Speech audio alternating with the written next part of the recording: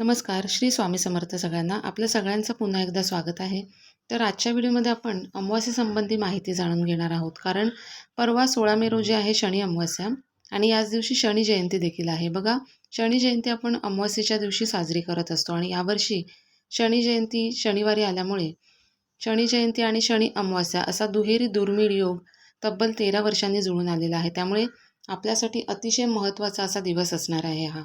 शनी जयंतीच्या निमित्त आपल्याला शनीची कृपा होण्यासाठी, शनीच्या दुष्परिणामापासून आपला बचाव होण्यासाठी कोणते उपाय करायचे आहेत, त्याचप्रमाणे वास्तुदोष, पितृदोष दूर होण्यासाठी कोणते उपाय करायचे आहेत, हे आपण मागच्या व्हिडिओमध्ये जाणून घेतलं. तो जर व्हिडिओ तुम्ही पाहिलेला नसेल तर तुम्ही नक्कीच तो बघून घ्या आणि तशा पद्धतीने उपाय जे आहेत ते करा. निश्चितच तुमचे जे काही वास्तुदोष आहेत, पितृदोष आहेत, त्याचप्रमाणे शनीची अवकृपा असेल तर ती दूर होण्यासाठी तुम्हाला मदत मिळेल. आता आजच्या व्हिडिओमध्ये आपल्याला परवा उठल्यापासून कुठली कामं करायची आहेत, कशा पद्धतीने करायची आहेत, हे आपण सविस्तररित्या जाणून घेणार आहोत. त्यामुळे व्हिडिओ तुम्ही शेवटपर्यंत स्किप न करता पहा, म्हणजे सगळ्या गोष्टी तुमच्या लक्षात येतील. तर बघा, परवा सगळ्यात अगोदर उठल्या उठल्या एक काम करायचं आहे ते असं की अंघोळीच्या अगोदर पण आपल्याला एक काम करायचं आहे. घरातील आपल्या जी काही जाळी जळमटं आहेत ते आपल्याला काढून टाकायची आहेत. बघा, जाळी जळमटं अमावास्येच्या दिवशी झटकली जातात, त्यातल्या त्यात शनिवारच्या दिवशी तर आवर्जून झटकली जातात आणि परवा शनिवार देखील आहे, अमावास्या देखील आहे. त्यामुळे हे काम जे आहे, जाळी जळमटं वगैरे जरी नसतील तर देखील सगळीकडे आपल्याला झाडू फिरवून घ्यायचं आहे आणि घर थोडं आपलं स्वच्छ करून घ्यायचं आहे. आणि जी काही रद्दी वगैरे असेल, भंगार असेल, ते देखील आपल्याला सकाळी अंघोळीच्या आधीच काढून घ्यायचं आहे आणि ते तुम्ही देऊन टाका, नाहीतर मग घंटागाडीमध्ये टाका. तर हे एक काम आपल्याला सकाळी उठल्या उठल्या करायचं आहे. यानंतर बघा, सकाळी अंघोळीच्या पाण्यामध्ये आपल्याला काळे तीळ टाकायचे आहेत थोडेसे. कारण बघा, या दिवशी शनी जयंती देखील आहे, त्यामुळे शनीची कृपा होण्यासाठी आपल्याला हे काम आवर्जून करायचं आहे. अंघोळीच्या पाण्यामध्ये थोडेसे काळे तीळ टाकायचे आहेत. बघा, राहू केतूचे दुष्परिणाम असतील किंवा शनिदेवांची अवकृपा असेल तर निश्चितच या उपायाने आपल्याला बराचसा फरक जाणवू शकतो.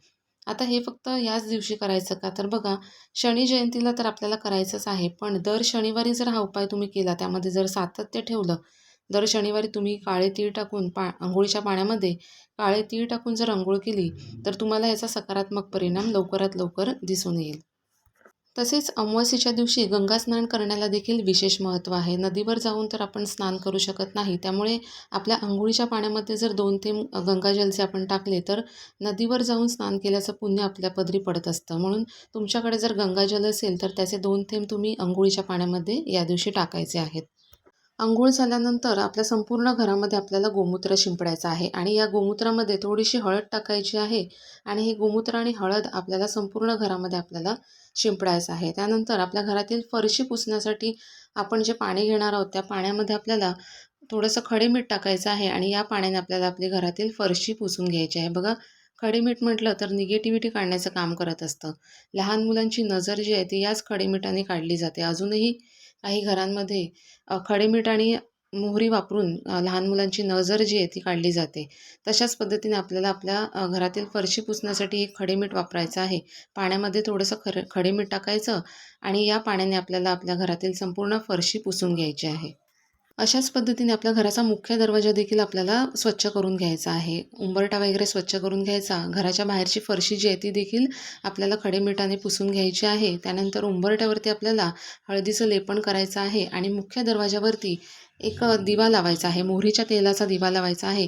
मोहरीचं तेल नसेल तर जे कोणतं तेल असेल त्या तेलाचा दिवा आपल्याला लावायचा आहे आणि या दिव्यामध्ये थोडेसे काळे तीळ टाकायचे आहेत आणि हा दिवा आपल्याला उजव्या बाजूला, म्हणजे घरामध्ये प्रवेश करताना आपली जी उजवी बाजू आहे त्या बाजूला आपल्याला हा दिवा लावायचा आहे.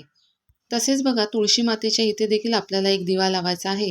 हा दिवा तुम्ही तुपाचा लावा, तेलाचा लावा, हरकत नाही, पण अशा पद्धतीने एक दिवा आपल्याला तुळशी मातेच्या इथे लावायचा आहे. बघा, तुळशी मातेच्या इथे आपण संध्याकाळच्या वेळेस दिवा लावत असतो, पण शनी अमावास्या असल्यामुळे आपल्याला सकाळच्या वेळेला पण अशा पद्धतीचा एक दिवा तुळशी मातेच्या इथे लावायचा आहे. हे सगळं झाल्यानंतर आपल्याला काही ठिकाणी स्वस्तिक देखील काढायचे आहेत. बघा, त्यातलं पहिलं स्वस्तिक आपल्या मुख्य दरवाजावरती येणार आहे. हळदी कुंकवाचं स्वस्तिक आपल्याला आपल्या मुख्य दरवाजावरती काढायचं आहे. यानंतरचं दुसरं स्वस्तिक जे आहे ते आपल्या तुळशी मातेच्या इथे येणार आहे. तिसरं स्वस्तिक आपल्याला आपल्या देवघराच्या इथे काढायचं आहे. चौथं आपल्याला किचनमध्ये काढायचं आहे. आता किचनमध्ये जर टाईल्स असतील तर तिथे काढा किंवा शेगडीवरती तुम्ही काढलं तरी देखील चालेल. आणि पाचवं स्वस्तिक आपली जिथे महत्त्वाची कागदपत्रं असतात, म्हणजे महत्त्वाची वस्तू, दागिने वगैरे असतात, तिजोरी असेल तर तिजोरी किंवा मग जे काही कपाट असेल तिथे आपल्याला 5वं स्वस्तिक जे आहे ते काढायचं आहे. अशा पद्धतीने 5 स्वस्तिक आपल्याला आपल्या घरामध्ये या दिवशी काढायचे आहेत. या दिवशी देवपूजा देखील आपल्याला लवकर करून घ्यायची आहे. पण त्याआधी जर तुम्हाला देवघर स्वच्छ करायचं असेल तर नक्कीच तुम्ही या दिवशी देवघराची स्वच्छता करून घेऊ शकता. आता देवघराची स्वच्छता म्हणजे काय तर बघा, आपल्या देवघरामध्ये जे काही ग्रंथ असतात, पोथी असतात, ती या दिवशी काढून पूर्ण देवघराची स्वच्छता तुम्ही करू शकता. बघा, देवघराची स्वच्छता करण्यासाठी अमावास्या किंवा एकादशीच्या दिवशीच केली जाते. त्यामुळे तुम्हाला जर देवघराची स्वच्छता करायची असेल तर नक्कीच तुम्ही या दिवशी करू शकता. आणि त्यानंतर देवांना हळदीच्या पाण्याने अंघोळ घालून त्यांच्या त्यांच्या जागी ठेवायचं आहे आणि तुमची जी काही देवपूजा आहे ती तुम्ही करून घ्यायची आहे. पूजा करत असताना बघा, आपल्याला आपल्या देवघरामध्ये तुपाचा दिवा लावायचा आहे. आता तुम्हाला जर शक्य होणार असेल तुपाचा दिवा लावणार, तुपाचा लावा, नाहीतर तेलाचा लावला तरी देखील चालेल.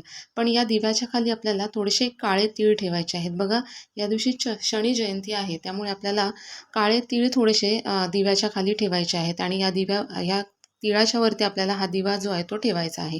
आणि शक्यतो हा दिवा जो आहे तो अखंड स्वरूपात आपल्याला ठेवायचा आहे. रात्रीपर्यंत पेटता राहील याची काळजी घ्या. जर तो विझला तर हरकत नाही, पण अशा पद्धतीने एक अखंड दिवा आपल्याला या दिवशी आपल्या देवघरामध्ये लावायचा आहे.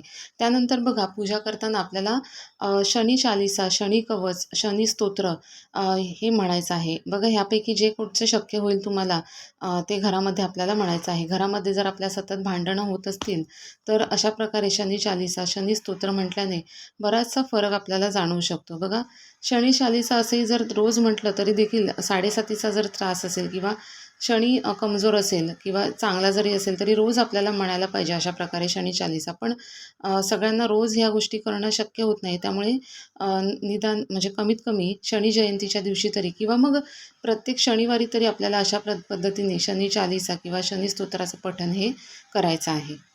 यानंतरचा जो उपाय आहे तो आपल्या घरातील नकारात्मकता दूर करण्यासाठीच आपल्याला करायचा आहे. बघा, आपल्या घरातील सगळ्यात जास्त नकारात्मकता टॉयलेट बाथरूममध्ये असते. त्यामुळे आपल्या घरातील टॉयलेट बाथरूममध्ये आपल्याला एका काचेच्या बाऊलमध्ये खडे मीठ भरून ठेवायचं आहे.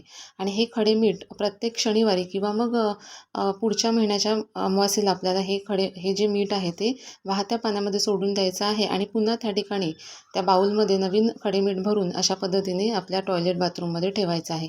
याने देखील आपल्या घरातील नकारात्मकता जी आहे ती दूर होण्यासाठी आपल्याला मदत मिळत असते. यानंतर बघा, या दिवशी आपल्याला आपल्या पितरांसाठी दक्षिण दिशेला दही आणि भाताचा घास ठेवायचा आहे. दुपारी 12 ते 1च्या दरम्यान आपल्याला दही भाताचा घास आपल्या पितरांसाठी ठेवायचा आहे. आता हा जो दही भात आहे तो कावळे येऊन खाऊन गेले तर चांगलीच गोष्ट आहे, पण दुसरे कोणते पक्षी खाऊन गेले तर हरकत नाही, खाऊ द्या. त्याचप्रमाणे दही भाताचा उतारा आपल्या मुख्य दरवाजावरून आपण करू शकतो. आपल्या घराची नजर काढण्यासाठी म्हणजे दृष्ट काढण्यासाठी दही भाताचा उतारा आपल्या मुख्य दरवाजावरून आपण करू शकतो. त्याचप्रमाणे नारळाचा उतारा देखील आपल्या मुख्य दरवाजावरून आपण करू शकतो. तो कसा करायचा तर बघा, एक नारळ घ्यायचा, त्यावरती त्रिशूळ काढायचा आहे आपल्याला. आता हे त्रिशूळ तुम्ही अष्टगंधाने काढू शकता किंवा शेंदुराने काढू शकता. अशा प्रकारे आपल्याला त्रिशूळ जे आहे ते या नारळावरती काढून घ्यायचं आहे. हे त्रिशूळ काढल्यानंतर हा जो नारळ आहे तो मुख्य दरवाजावरून 7 वेळेस फिरवायचा आहे आणि हा जो नारळ आहे तो एखाद्या झाडाखाली किंवा मग मोकळ्या ठिकाणी आपल्याला ठेवायचा आहे. फक्त हा ठेवताना एक काळजी घ्यायची आहे, कुणाचा त्यावरती पाय पडणार नाही किंवा अपघात होणार नाही अशा पद्धतीने आपल्याला हा नारळ जो आहे तो ठेवायचा आहे. ही काळजी आपल्याला घ्यायची आहे. तसेच बघा, शनी जयंती आणि शनी अमावास्या एकाच दिवशी आल्यामुळे या दिवशी पिंपळाच्या झाडाची पूजा करण्याला पण अतिशय महत्त्व आहे. त्यामुळे पिंपळाच्या झाडाची पूजा आपल्याला या दिवशी करायची आहे. बघा, पिंपळाच्या झाडामध्ये सगळ्या देवी देवतांचा वास असतो. तसेच तुम्हाला जर पितृदोष असतील किंवा शनीची अवकृपा असेल तर यापासून मुक्तता मिळण्यासाठी देखील आपल्याला पिंपळाच्या झाडाची पूजा नक्कीच या दिवशी करायची आहे. आपल्याला काय करायचं आहे, दिवसभरात तुम्हाला जेव्हा वेळ मिळेल तेव्हा पिंपळाच्या झाडाजवळ जायचं आहे. जाताना थोडंसं पाणी घ्यायचं, त्यामध्ये दूध टाकायचं आणि थोडेसे काळे तीळ टाकायचे आहेत आणि हे जे दूध मिश्रित पाणी आहे ते आपल्याला पिंपळाच्या झाडाला अर्पण करायचं आहे. मनोभावे आपल्याला प्रार्थना करायची आहे. तुमची जी काही अडचण आहे किंवा तुमची जी काही समस्या आहे ती तिथे बोलून दाखवायची आहे आणि त्या ठिकाणी आपल्याला हळूहळू 11 प्रदक्षिणा घालायच्या आहेत. हे पाणी आपल्याला अर्पण करून 11 प्रदक्षिणा घालायच्या आहेत. प्रदक्षिणा घालून झाल्यानंतर तिथेच उभं राहून आपल्याला ओम शनैश्चराय नमः या मंत्राचा 11 वेळेला जप करायचा आहे आणि ओम पितृदेवताय नमः हा मंत्र देखील आपल्याला 11 वेळेस म्हणायचा आहे.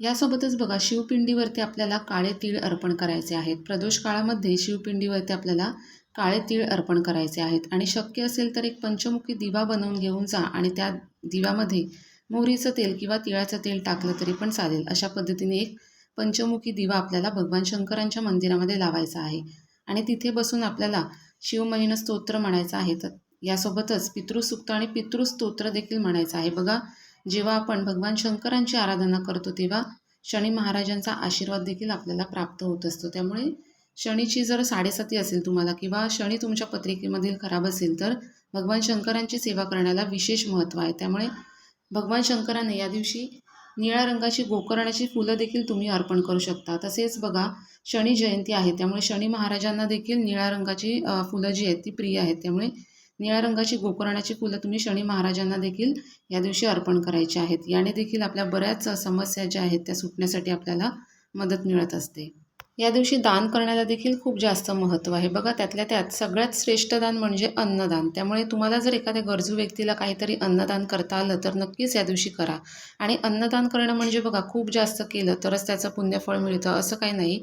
गरजू व्यक्तीला तुम्ही एखादा बिस्किटचा पुडा किंवा वडापाव वगैरे जरी खायला घातला तरी त्याचं पुण्यफळ तुमच्या पदरी पडत असतं. पण दान हे नेहमी गरजू व्यक्तीलाच करायचं आहे, हे लक्षात घ्या.